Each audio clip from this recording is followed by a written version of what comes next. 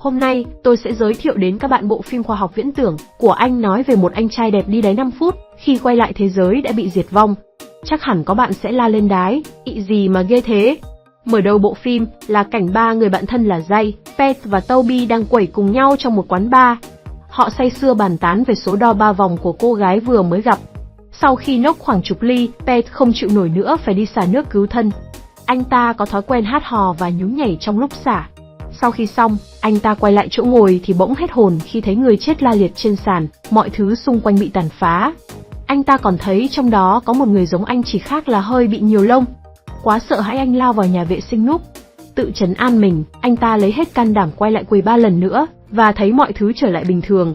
Anh ta nghĩ chắc mình bị quáng gà do nốc hơi quá đà. Quay ngược thời gian về mấy hôm trước, Jay mặc đồ phi hành gia đang huyên thuyên giới thiệu về game chiến tranh giữa các vì sao cho một đám trẻ trong công viên. Anh ta thật đến nỗi làm đám trẻ sợ vãi cả da quần. Chúng bắt đầu la hét, khóc thét. Anh ta cố gắng làm chúng bình tĩnh lại bằng cách bật nút cảnh báo, nhưng điều này chỉ khiến tình hình trở nên tồi tệ hơn. Ngay sau đó, người quản lý của công viên bước vào phòng và chứng kiến tất cả. Tức giận, anh ta gọi Jay vào trong văn phòng và sa thải anh. Bên ngoài công viên, hai người bạn Pete và Toby mặc những bộ đồ khủng long và phát tờ rơi. Cả hai đã phải vật lộn để kiếm được một công việc tử tế. Họ cãi nhau vì công việc quá cực khổ mà lương lại bèo nhèo. Jay thất thểu đi ra và thấy hai thằng bạn. Cả ba tuyệt vọng tìm chỗ làm vài chai, chút bầu tâm sự trong lòng. Pete hỏi Jay về công việc mà anh ước muốn, đêm mày có mộng tưởng gì không? Jay đáp rằng anh ấy muốn nắm giữ thời gian. Nghe thấy lý tưởng vớ vẩn của thằng bạn, Pete phán rằng đừng có mơ, đời mày nắm 2 bầu sữa còn không được chứ nói gì nắm giữ thời gian. Tuy nhiên, Jay phản bác rằng anh sẽ tìm được một cái lò hư hỏng có cùng niềm đam mê khoa học với anh. Sau đó cả bọn rủ nhau đi xem phim xả xì chết. Bọn họ chê phim dở. Toby nói rằng anh ta có thể làm tốt hơn nhiều so với các nhà văn Hollywood. Nghe đến đây, hai người kia thách thức anh ta nghĩ ra một câu chuyện. Toby bèn lấy ra cuốn nhật ký lưu giữ tất cả các ý tưởng của anh để đọc cho hai thằng bạn nghe. Nhưng thật đáng buồn, Jay và Pete cười không ngậm được mồm trước ý thơ lai láng như cái máng heo ăn của Toby. Sau đó, cả nhóm đi uống bia ở một quán rượu địa phương và tiếp tục bàn tính cho tương lai sắp tới. Khi cả nhóm đang rôm rả thì đồ uống của họ hết và Jay được cử đi đến quầy lấy thêm. Jay nhận đồ uống từ quầy và khi anh chuẩn bị rời đi, một cô gái xinh đẹp tên là Cassie gọi tên anh. Jay bối rối hỏi làm thế nào cô ấy biết tên anh ta. Cassie nói rằng cô ấy là một đặc vụ du hành thời gian, người đến thăm các múi giờ khác nhau để sửa chữa lỗ hổng thời gian. Không tin lời nói cô, Jay mỉa mai yêu cầu Cassie giết Hitler. Cô trả lời rằng điều đó không được phép, sẽ trái với quy luật của thời gian. Cô ấy cũng đề cập rằng việc giết một ai đó trong quá khứ được gọi là chỉnh sửa, theo thuật nghĩa của họ, và làm như vậy sẽ tạo ra một phản ứng dây chuyền có thể gây ra hậu quả nghiêm trọng.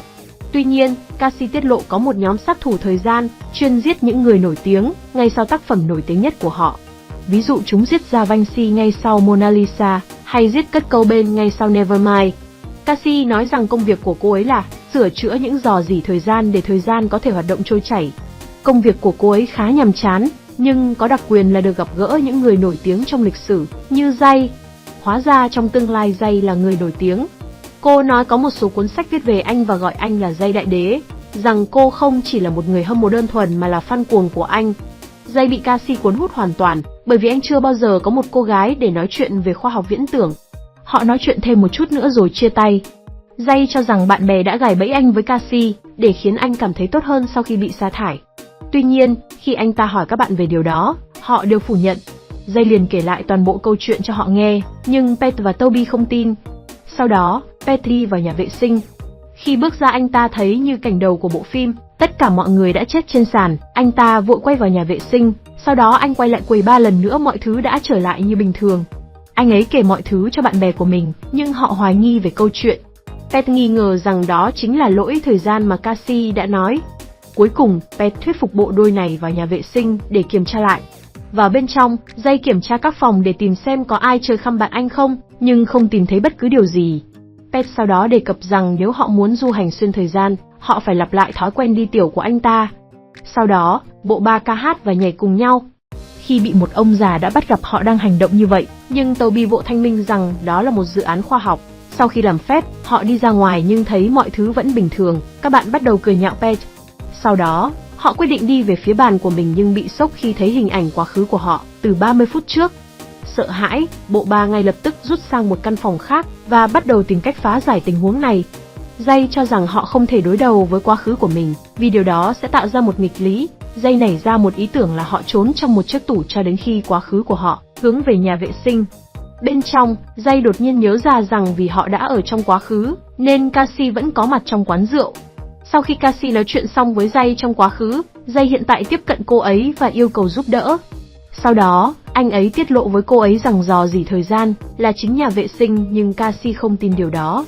Thay vào đó, cô bước ra khỏi cửa bất chấp Jay đã cố gắng thuyết phục cô nhiều lần. Nhưng ngay sau khi cô ấy đi ra ngoài, cô ấy lại xuất hiện ở bên trong quán rượu trong một diện mạo hoàn toàn khác. Hóa ra Cassie đã ra đi được 6 tháng, dù chỉ cách Jay 1 giây. Cassie thông báo với Jay rằng cô đã sắp xếp mọi thứ và đề nghị anh đợi cùng bạn bè bên trong tủ cho đến khi quá khứ của họ rời đi. Trong cảnh tiếp theo, bộ ba bước ra khỏi tủ sau khi quá khứ của họ vào nhà vệ sinh. Lần này, họ không muốn gặp bất kỳ rủi ro nào nữa. Họ đến nhà vệ sinh nữ để tắm rửa sạch sẽ, nhưng khi bước ra, họ bị sốc khi thấy quán rượu một lần nữa trong tình trạng hậu tận thế. Thấy vậy, Pete quyết định quay trở lại nhà vệ sinh nữ một lần nữa, nhưng khi Jay và Toby định theo anh ta, Pete đột nhiên xuất hiện từ phòng tắm nam trong tình trạng bẩn thỉu và ngăn họ vào. Anh ta dường như đã đi du lịch và ở trong một múi giờ khác quá lâu nên đã bị chấn thương nặng. Bối rối, Jay và Toby hỏi anh ta về nơi anh ta đã ở, nhưng Pete quá sợ hãi không nói lên lời. Thay vào đó, anh ta tiếp tục đề cập rằng họ cần phải sẵn sàng với thức ăn và vũ khí. Khi Toby và Jay đi lang thang để tìm kiếm một số thức ăn, chúng tôi được xem từ trên không về thành phố đổ nát, dường như đã bị phá hủy bởi một cuộc tấn công hạt nhân nào đó. Ngay sau đó, bộ ba thu thập một số vũ khí và được thay trang phục mới. Sau một lúc, khi họ ra ngoài một lần nữa, họ ngạc nhiên khi thấy một bức tranh lớn của họ trên tường. Hóa ra cả ba người họ đều cực kỳ nổi tiếng trong tương lai. Sau đó, họ được tiếp cận bởi một nhà du hành thời gian khác tên là Millie. Millie tuyên bố rằng cô ấy là cấp trên của Cassie và đảm bảo với nhóm rằng cô ấy ở đó để đưa họ trở về thời của riêng họ. Bộ ba cũng rất vui mừng và làm theo hướng dẫn của cô. Trong cảnh tiếp theo, nhóm đến quán rượu một lần nữa, và bây giờ nó có vẻ bình thường. Khi anh ấy phiêu theo tiếng gọi tự nhiên, thì bị Cassie bắt gặp. Hai người gắn bó trong một thời gian, nhưng khi Jay nói rằng anh ấy đã du hành vào tương lai, Cassie không tin anh ấy. Jay sau đó giải thích về các chi tiết cụ thể của chuyến du hành thời gian của mình, bao gồm cả việc anh gặp Millie.